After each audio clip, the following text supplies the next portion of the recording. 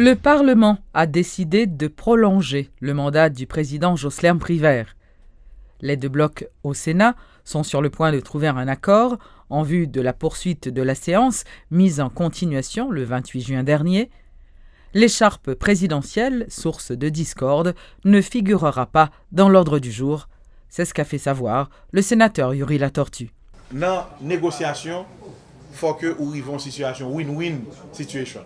C'est que ou ka perdu dans avancé ou ka gagné. Mais moi je pense que jeudi pour pays pour question de Assemblée nationale qui de responsabilité, il y a des points.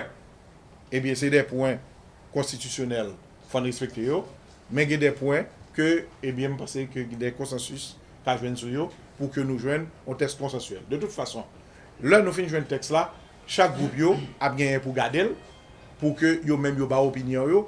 Et dans le groupe, il y a un consensus qui doit joindre. Parce que je dis, quel que soit, eh bien, j'en prends des marches là, il faut assembler, les réunir pour que nous puissions statuer conformément à l'article 7 de l'accord. Qui est le plus probable pour assembler à ta fête, sénateur? Nous pourrons gagner. Il faut que nous joignions un consensus avant. Est-ce qu'il y a une possibilité pour ta fête pendant semaine? Bon, moi je pense que dès que nous joignons un consensus, le président a fixé une date. Mais si pas de consensus, on peut arriver dans la même situation que nous étions avant. Et c'est peut-être ça, semaine ça, il y a plusieurs réunions qui font. Il y a des discussions côté que soit nous faisons en groupe, soit nous faisons avec d'autres parlementaires. Nous mettons toute capacité de dehors, toute énergie nous, pour que nous ayons si un test consensuel qui pourra faire débat dans l'Assemblée.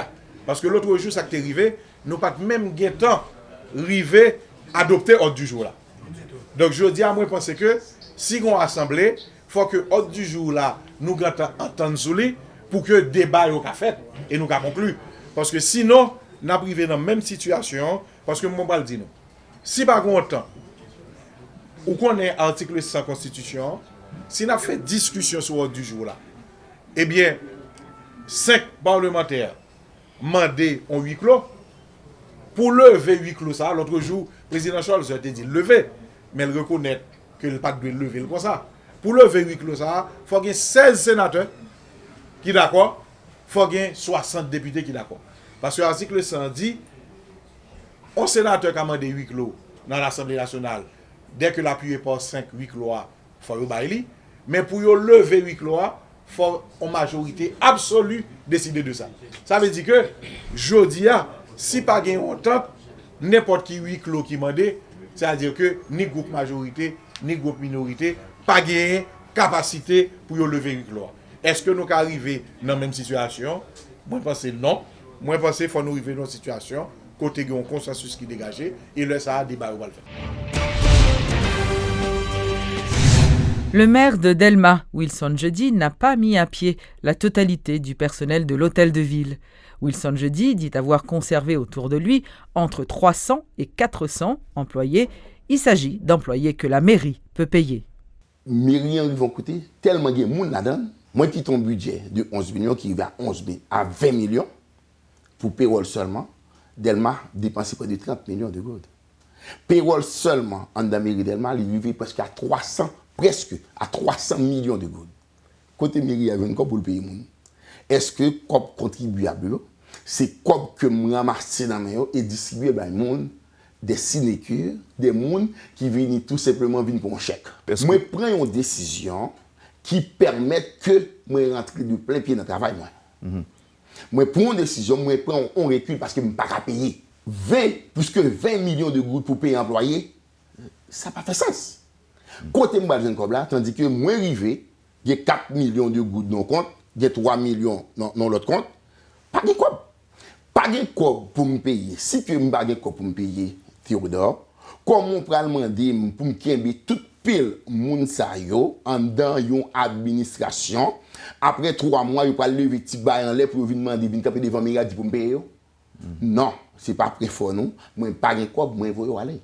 Moi, je veux aller, qu'on y a un tri, c'est-à-dire là, je vais Myria au moins avec 300, 400 moun en attendant. Je fais un tri. C'est-à-dire, je prends un moun, je fais un tri qui permet un échantillon pour me travailler. C'est-à-dire, ça fait que tout le monde aller, je prends une mesure disciplinaire pour me lever.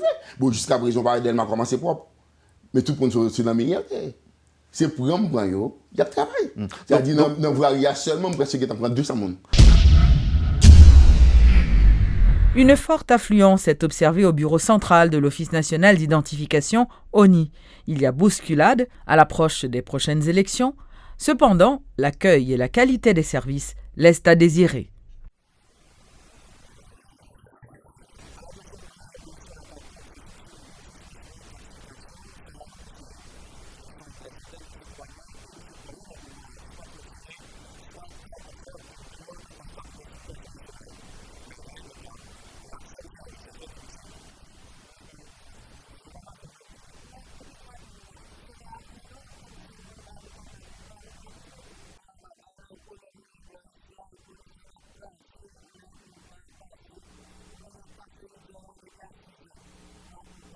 Les bureaux ont pourtant été interconnectés et plus de 600 000 kits d'enregistrement mobile déployés à travers tout le territoire dans le cadre d'un plan de modernisation de l'ONI annoncé il y a environ 6 ans. Et pourtant, des demandeurs venus des villes de province étaient présents ce mercredi au bureau central de l'Office.